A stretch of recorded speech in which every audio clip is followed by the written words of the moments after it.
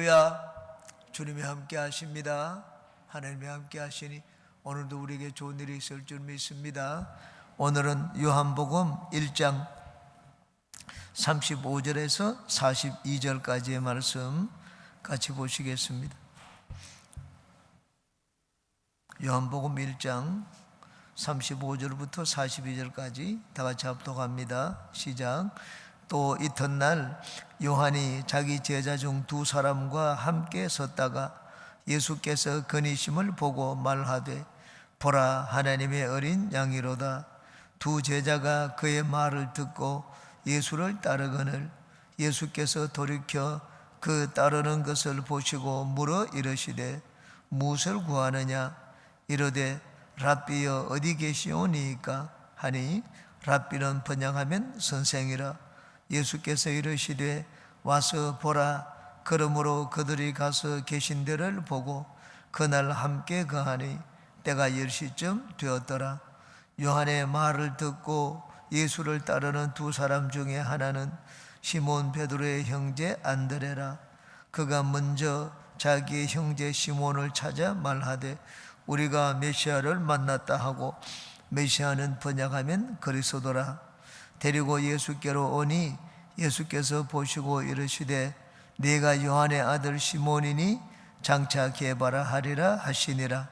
게바는 번역하면 베드로라. 아멘. 오늘은 제자로 부르신 예수님에 대해서 같이 살펴보고 은혜를 나누겠습니다. 여기 한 사람 한 사람 어떻게 예수님의 제자가 되었는지 성경은 잘 보여주고 있습니다. 마태복음, 마가복음, 누가복음, 공간복음서에는 베드로와 안드레 그리고 요한과 야고보에 대해서 특별히 나오는데, 요한복음에는 그렇지 않은 제자들이 아주 중요하게 등장하는 것을 볼 수가 있습니다. 빌립과 안드레. 빌립과 안드레는 공간복음서에 의하면 그 족보에 밖에 나오지 않습니다. 제자들의 명단에 밖에 나오지 않는데, 이 요한복음에는 이들이 중요한 역할을 하는 것을 보여주고 있습니다. 그리고 또 공간복음에서는 예수님이 사역을 하시다가 제자들을 한 사람 한 사람 만나가지고 그를 제자로 부르시는 장면이 나옵니다. 베드로를 부를 때도 예수님은 많은 무리를 끌고 바닷가로 오셨습니다. 거기서 말씀을 전하다가 베드로를 만나서 제자를 불렀습니다. 그런데 여기 보면 그렇지 않습니다. 예수님의 사역을 하기 전에 먼저 제자들을 부르시고 만나시는 내용이 기록되어 있습니다. 제자들을 부르시고 난 다음에 예수님께서 그들과 함께 사역을 하는 내용이 기록되어 있습니다. 또한 여기 예수님의 제자들 가운데는 침례 요한의 제자도 여럿이 있었다는 것을 알 수가 있습니다. 공간복음서에는 그런 내용이 나오지 않습니다. 요한복음에는 그런 내용이 나옵니다. 요한복음 아주 특별한 복음입니다. 영적인 복음서라고 하기도 하고 독수리 복음서라고 하기도 합니다. 그리고 요한복음에는 아주 신학적인 중요한 의미들이 담겨 있습니다. 공간복음서는 주로 예수님의 행위를 역사적인 사건 순으로 나열하는 것이 많지만 요한복음은 그렇지 않습니다. 요한복음은 아주 특별한 신학적인 의도를 가지고 예수님의 행적을 재구성했습니다. 그것을 이제는 오늘 여기서도 볼 수가 있습니다. 이제 한 절씩 살펴보고 은혜를 나누겠습니다. 35절. 또 이튿날 요한이 자기 제자 중 두 사람과 함께 섰다가, 요한복음에는 이튿날이라는 단어가 5번 나옵니다. 그런데 요한이 사용한 이튿날은 우리가 사용하는 그 다음 날, 다 24시간 뒤에라는 그런 의미가 아닙니다. 마치 무대에 연극을 하다 보면 연극에 이게 1막 2장 하듯이 막이 바뀝니다. 또 장이 바뀝니다. 그러면 무대 장치를 다른 것으로 불을 껐다가 바꾸고 다시 불을 켜서 거기 연기자들이 나와서 연기를 하는 것을 볼 수가 있습니다. 요한복음의 이튿날이 그와 같은 것입니다. 이제는 장면이 바뀌는 것을 보여주고 있습니다. 앞에 1장 29절에 보면 이튿날 요한이 예수께서 자기에게 나오심을 보고 이르되 보라, 세상 죄를 지고 가는 하나님의 어린 양이로다. 이튿날이라고 했습니다. 그 다음 또 여기 35절에 보니까 또 이튿날이라고 했습니다. 이게 요한이 예수님을 만나고 난 바로 다음 날을 말하지 않습니다. 뒤에 또 보십시오. 43절에 보면 이튿날 예수께서 갈릴리로 나가려 가시다가 빌립을 만나 이르시되 나를 따르라 하시니 24시간 뒤에 그 다음 날 일어난 것을 말하지 않습니다.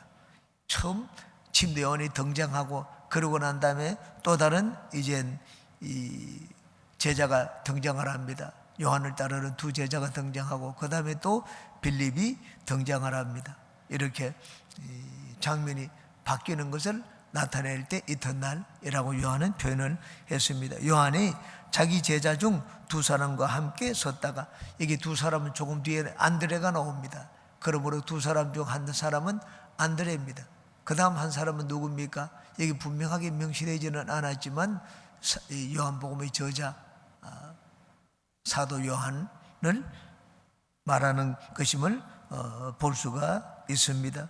그러므로 안드레와 사도 요한은 침례 요한의 제자였습니다.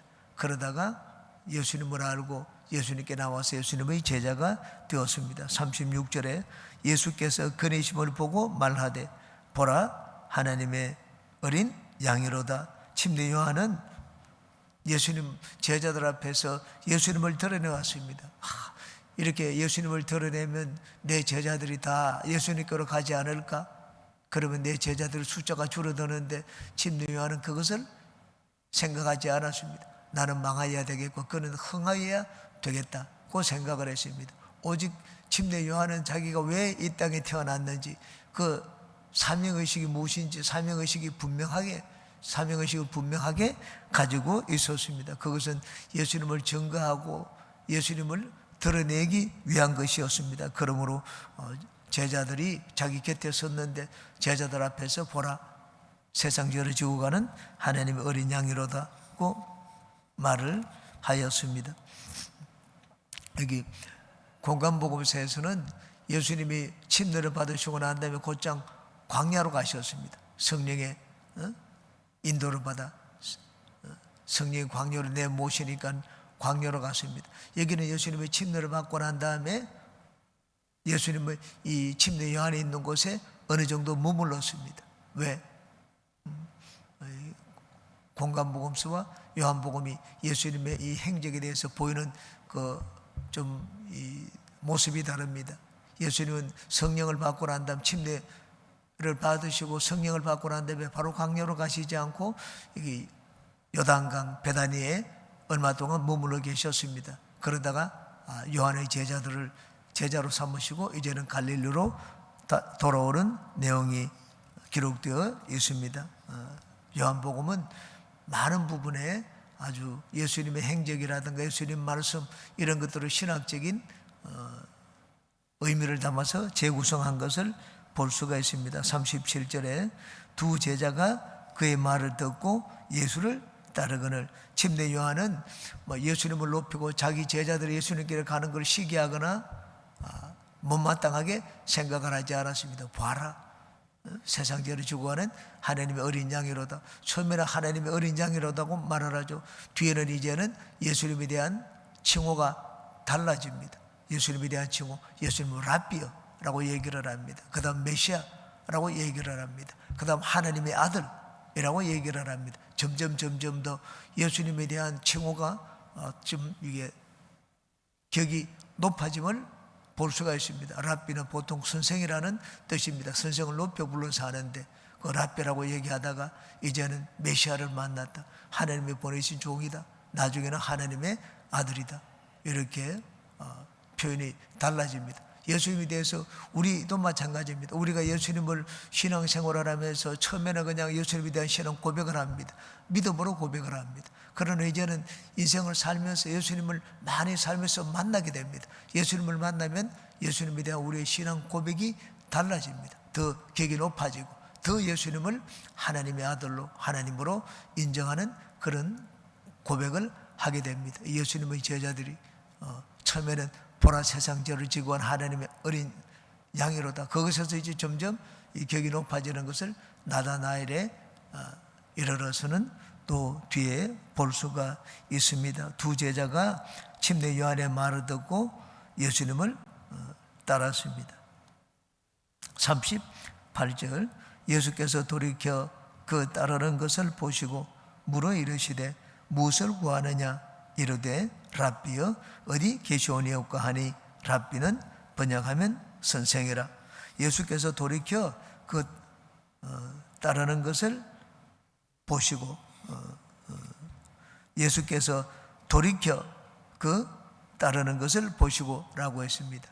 이 제자들은 침례 요한을 따라가다가 이제는 발걸음을 돌이켰습니다. 그리고 예수님을 따랐습니다. 우리가 예수님이 누구신지를 알면 우리 인생의 발걸음을 돌이켜야 됩니다. 예수님이 누구신지 아는데도 계속 내가 옛날 방식대로 인생을 산다면 그건 하나님이 기뻐하지 않는 삶입니다. 예수님이 누구신지 알면 이젠 인생의 방향을 내가 발걸음을 돌이켜야 됩니다. 세상을 등지고 이제 예수님을 바라보고 살아야 됩니다. 빌리 그레이엄 목사님이 그냥 세계적인 목사님이 되신 것이 아닙니다. 예수님을 알고 난 다음에 자기는 평생 이젠 예수님을 따르고 나는 주님을 위해서 변화가 되겠습니다. 그리고 내가 변화되겠다는 이 결심이 앞으로 바뀌지 않을 것입니다. 그런 결단을 하나님 앞에 보였습니다. 이 예수님의 제자들은 예수님이 누구신지 알고 난 다음에 자기들의 인생의 발걸음을 돌이켰습니다. 우리도 마찬가지입니다. 예수님이 누구신지 알면 주님을 따르는 그런 결단을 내려야 됩니다. 물어 이르시되 무엇을 구하느냐. 예수님을 따른다고 해서 예수님의 제자들은 다 받았습니까? 그냥 막 그저 내 따르기 때문에 오너라 이렇게 하시지 않았습니다. 예수님은 제자들이 그를 따르는 동기를 물었습니다. 그들을 구하는 것이 무엇인지, 너희들이 무엇을 원하는지 물었습니다. 예수님, 저는 처음 예수님을 믿을 때 제가 예수님을 믿고 섬기고 예배하고 하는 이유가 저는 분명했습니다. 예수님을 위해서 저는 예수님을 따르지를 않았습니다. 예수님을 위해서 예수님을 섬기지 않았습니다. 나를 위해서 예수님을 섬겼습니다. 예수님을 잘 믿으면 나는 복을 받는다. 이보다 더 좋은 길이 어디 있는가? 이전에는 내가 성공하기 위해서 아무리 둘러봐도 성공할 길이 보이질 않았습니다. 교수가 알아주는 것도 아니고 돈이 있는 것도 아니고 내가 머리가 좋은 것도 아니고. 근데 예수님을 잘 믿기만 하면 성공한다고 하니까 구원의 밧줄이 하늘에서 내려오는 것처럼 보였습니다. 저는 저를 위해서 예수님을 믿었습니다. 그런데 이 제자들은 달랐습니다. 예수님이 너희들이 무엇을 구하느냐, 무엇을 위하여 나를 따르느냐고 물었습니다. 이르되 랍비여 어디 계시오니까 하니, 어디 계십니까 하는 건 장소를 묻는 것이 아닙니다. 어디 계십니까? 주님이 어떤 분입니까? 무엇을 하시는 분입니까? 어떤 일을 하십니까? 그것을 묻는 질문입니다. 여기 보니까 예수님에 대해서 이르되 랍비여라고 했습니다. 랍비는 아람어입니다. 선생을 높여서 부르는 말입니다. 공간복음서에는 랍비라는 말이 거의 나오지를 않습니다. 마태복음에 랍비라는 말이 2번 나오고 마가복음에 3번 나오고 누가복음에는 나오지 않습니다. 요한복음에는 7번이나 랍비라는 말이 나옵니다. 공간복음서에는 랍비는 번역하면 선생이라고 했는데 모든 곳에, 거의 모든 곳에 선생이라고 되어 있습니다. 랍비는 아주 높여서 부르는 말입니다. 그러므로 이 공간복음서에는 랍비라는 단어가 나오더라도 아주 뒤에 나옵니다. 예수님 누구신지 자세히 관찰해보고 나중에는 야, 하나님의 아들이구나, 이런 결론을 내리는 것이 공간복음서입니다. 그런데 요한복음은 그렇지 않습니다. 요한복음은 단도직입적으로 예수님은 하나님의 아들이다, 아주 하나님을, 예수님을 높여서 얘기합니다. 선생이라고 하더라도 예수님을 높여서 랍비라고 부르고 있습니다. 마태복음에는 2번 예수님을 랍비라고 하는데 누가 예수님을 랍비라고 하는가? 가룟 유다가 예수님을 랍비라고 불렀습니다. 언제 랍비라고 불렀는가? 예수님을 팔 때. 마태복음 26장 25절입니다. 예수를 파는 유다가 대답하여 이르되 랍비여 나는 아니지요. 대답하시되 네가 말하였도다 하시니라. 또 26장 49절 뒤에 곧 예수께 나와 랍비여 안녕하시옵니까 하고 입을 맞추니, 예수님을 팔 때입니다. 예수님을 아주 높여서 불렀습니다. 왜 예수님을 가룟 유다가 높여서 불렀습니까? 자기 속에 있는 이 엄청난 개교를 숨기기 위해서입니다. 누구보다 주위에 있는 사람보다 막 예수님을 더 높이는 것처럼, 보통 사람은 선생이라고 하는데 예수님에 대해서 아주 높여 그렇게 불렀습니다. 이 사람들이 나를 높여줄 때 여러분 겉으로 하는 말만 가지고 상대방을 판단해서는 안 됩니다. 저 사람이 나를 높일 때는 그 속에 다른 뜻이 있어서 그렇습니다. 예수님을 높여 부른 자는 마태복음에는 가룟 유다밖에 없었습니다. 마가복음에는 베드로가 2번, 그리고 가룟 유다가 1번 예수님을 랍비라고 불렀습니다. 베드로는 예수님을 존경하는 의미에서 랍비라고 불렀습니다. 마가복음 9장입니다. 베드로가 예수께 구하되 랍비여, 우리가 여기 있는 것이 좋사오니 우리가 초막 셋을 쥐때 하나는 주를 위하여, 하나는 모세를 위하여, 하나는 엘리야를 위하여 하사이다 하니, 예수님이 변화되는 그 모습을 보았습니다. 그 모습을 보고 예수님은 보통 선생이 아니라는 것을 알게 되었습니다. 그래서 예수님을 부를 때 랍비요 라고 그렇게 얘기를 했습니다. 베드로는 진정으로 예수님을 높이어서 랍비라고 불렀습니다. 가룟 유다는 그렇지 않았습니다. 가룟 유다는 자기 속에 있는 이 엄중한 이 계획을 숨기기 위하여 자기는 진짜 예수님을 존경한다는 그런 의미로 랍비라고 불렀습니다. 거짓이었습니다. 요한복음에는 7번 모두 예수님의 제자들이나 예수님을 따르는 이 사람이 예수님을 랍비로 불렀습니다. 3장에 보면은 니고데모가 나옵니다. 니고데모는 예수님을 존경하는 자였습니다. 그래서 예수님 앞에 나올 때 예수님을 랍비라고 불렀습니다. 나머지 부분은 예수님의 제자들이 예수님에 대해서 랍비라고 불렀습니다.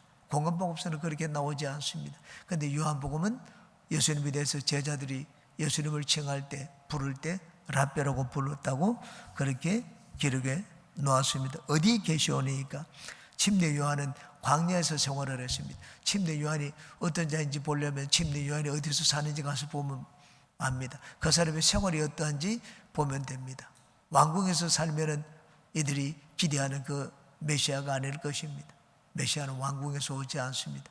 그래서 예수님이 어디 계십니까? 침례 요한은 광야에 계신데 예수님 어디 계시는지 물었습니다. 예수님이 생활하는 것을 보았습니다. 여러분, 지도자들, 내가 따르는 지도자를 볼 때 막 그들이 왕궁에서 막 호위호식하고 그렇게 지내면 제자들이 따르겠습니까? 제자들이 따르지 않을 것입니다. 그래서 어떤 삶을 살고 계십니까? 하고 이들은 물었습니다. 39절에 예수께서 이르시되 와서 보라. 그러므로 그들이 가서 계신 데를 보고 그날 함께 거하니 때가 10시쯤 되었더라. 예수께서 이르시되 와서 보라. 이건 장소를 한번 보라, 장소를 가르쳐 주는 말이 아닙니다. 와서 보라. 예수님께서 제자들을 물리치지 않았습니다. 그들을 받아주셨습니다. 와서 보라, 나하고 같이 거하자 하는 의미입니다. 그러므로 그들이 가서 계신 데를 보고 그날 함께 거하니 때가 10시쯤 되었더라. 예수님의 초청을 받아서 그들이 함께 거하였습니다. 예수님이 과연 우리가 따를 만한 분이 되는지 안 되는지 가서 예수님이 사시는 모습을 보았습니다. 그리고 예수님의 제자들은 예수님이 계신 곳에 같이 머무는 자들이었습니다. 오늘날 나는 집에서 따로 생활을 하다가 날이 뜨면은 그 앞에 나가서 무슨 기술을 배우고 지식을 배우고 하는 학생들과 같지 않았습니다. 이들은 늘 예수님과 함께 생활을 하는 자였습니다. 그날 함께 거하니 라고 말씀을 했습니다. 그날 바로 가서 보고 내가 가서 좀 짐 정리하고 오겠습니다. 그렇게 하지 않았습니다. 바로 결단을 했습니다. 우리도 중요한 것을, 이것이 중요함을 알 때는 결단할 줄 알아야 됩니다. 우리는 판단장애, 결정장애가 있는 분들도 있습니다. 이게 내가 물건이 좋은 줄 아는데 사지를 못합니다. 또 다른 거 지어보고 또 다른 거 지어보고 그러다가 기회를 놓치는 경우도 많이 있습니다. 그날 함께 거하니, 중요한 것이 무엇인지 알면 우리는 결단할 줄 알아야 됩니다. 때가 10시쯤 되었더라. 공간복음과 요한복음 차이점을 보여주고 있습니다. 공간복음은 시간을 얘기를 할 때 유대식 표현을 썼습니다. 유대식 시간법은 해가 뜰 때가 0시입니다. 해가 뜰 때가 0시고 우리가 말하는 오전 9시가 3시입니다. 그리고 한낮은 유대인에게는 6시입니다. 그리고 오후 3시는 9시입니다. 예수님은 제3시에 십자가에 달려가지고 9시에 이르러 운명하셨습니다. 그 3시와 9시, 오전 9시와 오후 3시입니다. 사도행전도 마찬가지입니다. 사도행전도 이 예수님의 제자들을 대상으로 기록이 되었습니다. 때가 제3시인데 우리가 어찌 술을 마시겠느냐. 그 3시라는 것은 0시부터 유대인들이 시간법으로 계산해서 오전 9시를 말합니다. 누가복음이나 사도행전이나 다 60년 말에 기록되었습니다. 그런데 요한복음은 그렇지 않습니다. 요한복음은 90년경에 기록되었습니다. 로마가 이제는 온 세계를 지배하고 로마의 지배가 아주 탄탄하게 굳어졌을 때입니다. 그래서 많은 이 문화에 로마 문화가 이젠 스며들었습니다. 시간 사용하는 것도 로마식으로 시간을 사용했습니다. 그래서 요한복음이 기록될 당시에는 요한복음은 공간복음서 많은 것이 다릅니다. 신학적으로도 마찬가지고 이게 표현하는 것도 로마식으로 시간을 표시했습니다. 그래서 여기 10시라는 것은 로마 시간으로 계산을 해서 오전 10시, 지금으로 말하면 10시를 말합니다. 유대 시간으로 10시를 말하면 6시가 0시이니까 10시를 말하면 오후 4시를 말합니다. 근데 여기는 그 유대식 시간법을 말하지를 않습니다. 요한복음에는 로마식으로 시간이 기록되어 있습니다. 때가 10시쯤 되었더라고 했습니다. 40절에 요한의 말을 듣고 예수를 따르는 두 사람 중에 하나는 시몬 베드로의 형제 안드레라. 제일 먼저 예수님의 제자가 된 자가 누굽니까? 안드레입니다. 안드레는 공간복음서에 의하면 항상 이렇게 뒤에 가려진 자였습니다. 그 정면에 이름이 나오지를 않았습니다. 그런데 요한복음은 다릅니다. 요한복음에는 안드레가 중요한 인물로 등장합니다. 첫째, 베드로보다 먼저 예수님을 믿었습니다. 자기 형제 베드로를 예수님께 인도한 자가 안드레입니다. 그 다음 또 6장에 보면은 오병이의 기적이 나옵니다. 오병이의 기적이 나올 때 막 예수님이 너희들이 먹을 것이 있는지 찾아보라고 했을 때 다른 사람들은 가만히 있었습니다. 그런데 안드레는 그렇지 않았습니다. 주변에 달리면서 먹을 게 있는가 찾아놓았습니다. 예수님의 말씀에 아주 즉시로 순종하는 그런 믿음을 보인 자였습니다. 그리고 마지막 유월절을 지내기 위해서 예수님이 예루살렘에 올라갔을 때 헬라인들이 예수님께 나왔습니다. 그냥 나오지 않았습니다. 아무도 모르는 사람이 전혀 일면식도 없는 자들이 예수님께 나와서 좀 가르쳐 달라고 하면 예수님 가르쳐 주시겠습니까? 그래서 이 헬라 사람들이 중간에 이 중매자를 찾았습니다. 우리도 직접 나가지 못할 때 그 중간에 좀 가까운 사람, 내가 가고자 하는 사람, 가까운 사람 통해서 가지 않습니까? 이들도 예수님께 나아갈 때 가까운 사람을 찾았습니다. 그 가까운 사람이 안드레와 빌립이었습니다. 그들이 갈릴리 베세다 사람 빌립에게 가서 청하여 이르되 선생이여 우리가 예수님을 배우고자 하나이다 하니 빌립이 안드레에게 가서 말하고 안드레와 빌립이 예수께 가서 여쭈니 예수께서 대답하여 이르시되 인자가 영광을 얻을 때가 왔도다.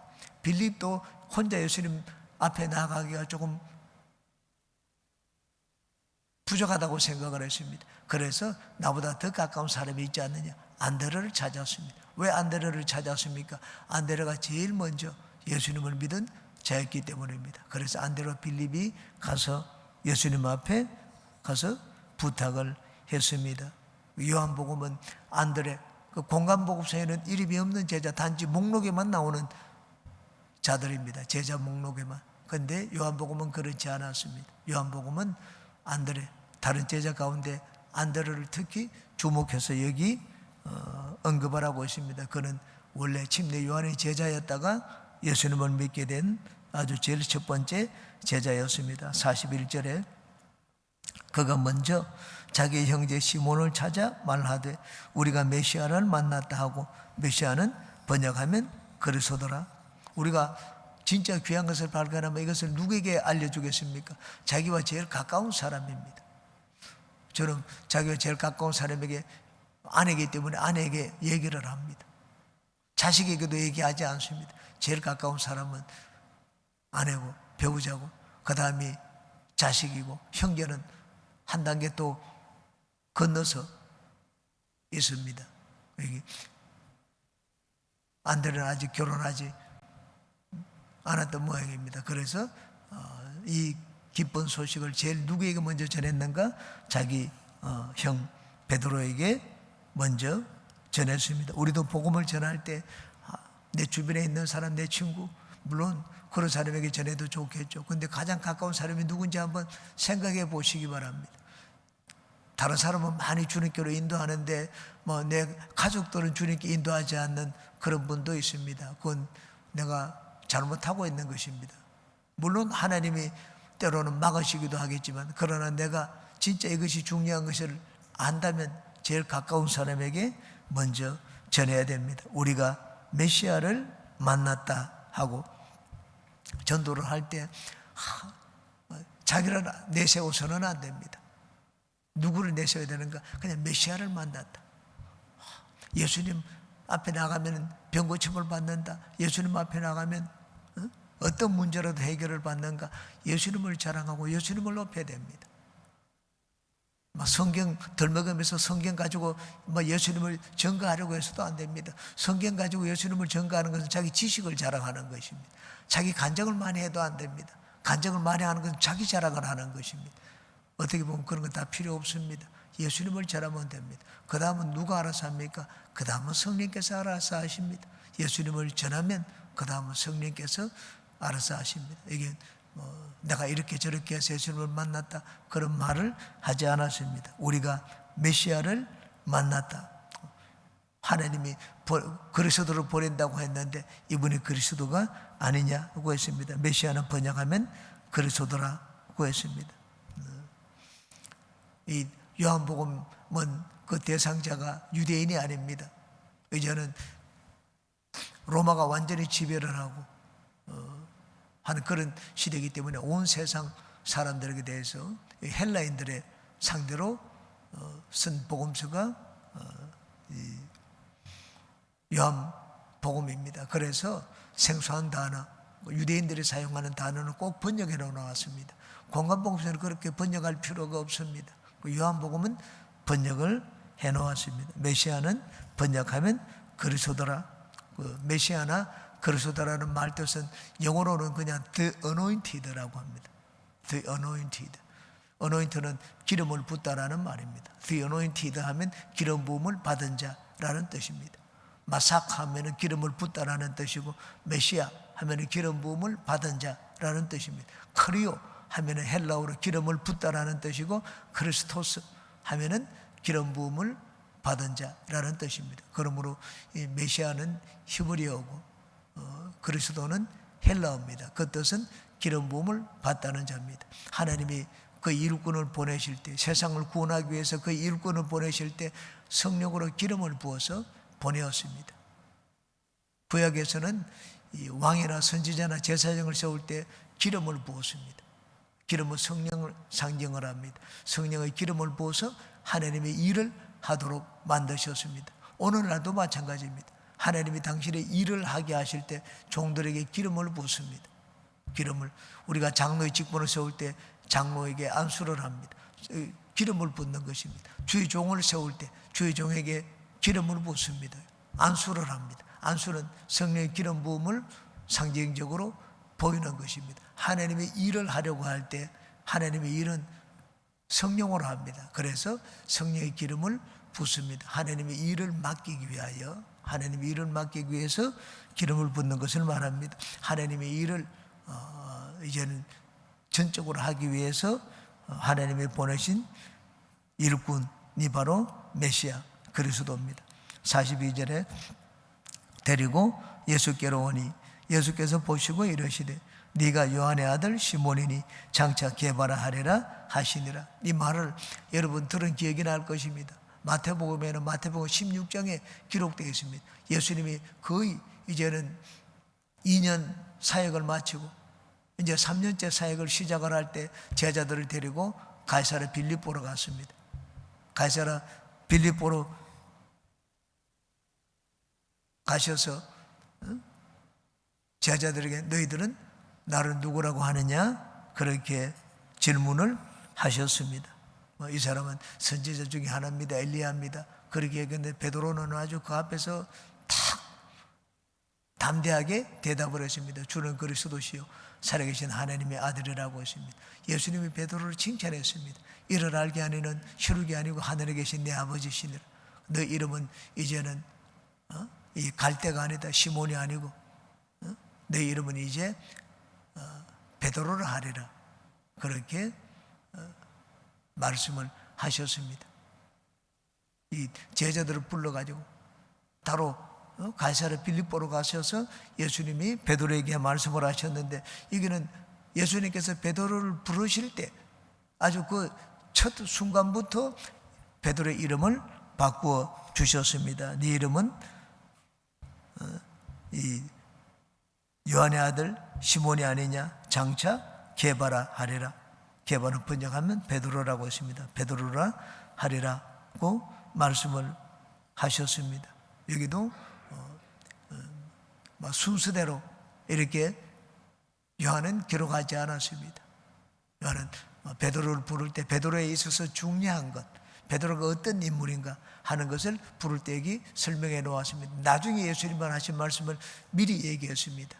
예수님이 마지막 유월절을 지내신 것은 마지막 이 6월절 만찬을 드신 것은 마지막 때일입니다. 그런데 예수님이 유월절을 제정을 해 주신 것이 요한복음 6장에 등장을 합니다. 시간적인 순서대로 요한복음은 기록하지 않았습니다. 그러므로 우리가 그것을 알고 종합적으로 모든 것을 다 종합해 가지고 그때 이때 안드레를 설명할 때 이때 안드레는 어떤 인물임을 설명을 하고 그리고 베드로를 설명하고자 할 때 베드로가 어떤 인물인지 설명을 하고 이런 식으로 요한은 요한복음을 사용했습니다. 여기 이제 내가 장차 게바라 하리라.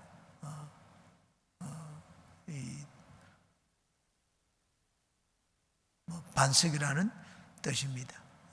작은 돌이라고 할 수도 있고 반석이라고 해도 좋습니다. 이제 너는 나약한 자가 아니라 아주 굳센 믿음을 가진 자가 되리라. 그렇게 말씀을 했습니다. 예수님이 이름을 바꾸어 주시니까 베드로가 그런 인물이 되었습니다. 이름은 참 중요합니다. 왜? 그 이름을 들으면 내가 어떤 의인지 내 자신에 대한 그런 자의식이 생기기 때문입니다. 항상 이 발사기부터 못한 거지 같은 자식아, 그 말을 들으면 그런 자녀가 어떤 인물이 되겠습니까? 저는 저희 고종 사촌이 늘 고모가 그런 말을 하는 걸 곁에서 봤습니다. 저는 깜짝 놀랐습니다. 전 어릴 때 한 번도 들어보지 못한 말을 자기 고모가 아들에게 하는 말을 들었습니다. 그 아들의 인생을 봤습니다. 진짜 거지발사계 같은 그런 인생이 되는 것을 봤습니다. 내가 어떤 말을 듣느냐 하는 건 참으로 중요합니다. 이름을 짓는 건 자녀를 부를 때 꼭 이름뿐만이 아닙니다. 어떻게 내가 부르느냐 하는 건 그 사람의 인생을 결정하게 됩니다. 예수님이 베드로에게 이제 너는 시몬이 아니다. 앞으로 너는 게바가 될 것이다. 하니까 베드로가 아주 진짜 든든한 반석이 되고 그 위에 하나님의 교회를 짓게 되었습니다. 우리가 항상 내 자신을 볼 때 내 자신에 대해서 건강한 자의식을 가져야 됩니다. 우리가 다른 사람을 부를 때 가까운 사람을 부를 때도 마찬가지입니다. 항상 그 사람을 인정해주고 존경해주고 그리고 긍정적인 이미지를 심어주는 그런 말을 하는 우리가 되시기를 바랍니다. 기도합니다.